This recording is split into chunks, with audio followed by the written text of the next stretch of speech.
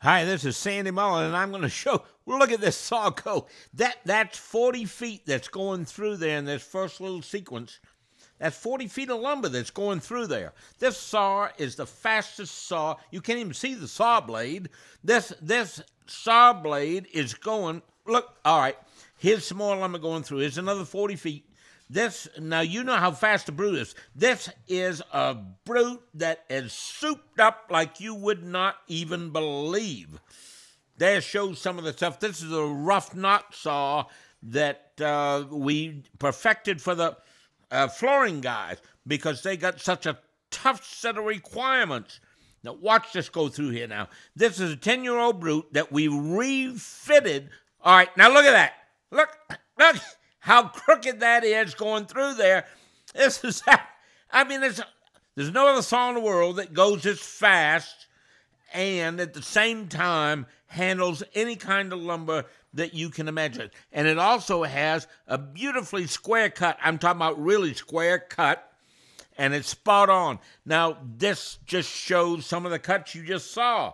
I mean, you didn't know how fast it was going. That's why I'm showing you these cuts, because the fact of the matter is, all that was cutting while we were looking. Now, this saw is a brute that's 10 years old that look at that. I mean, it's unbelievable. Now, of course, we redid the electronics, the saw stroke, all that kind of stuff. Now, see that crooked board there? A lot of flooring manufacturers have a big problem because they can't scan lumber because it's dirty. And if you just try to brush it, if you have a crooked board, it gets caught in the brush. You can't be slowing up processes by having something get caught every 5. Look, that was a whole board. That was 8 feet of board just went through there. Zippo.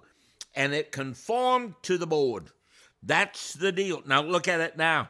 You can see what it does in terms of cleaning up a piece, regardless of how.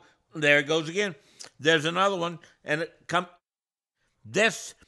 now it took a lot of tries to get this brush to work. Trust me on that.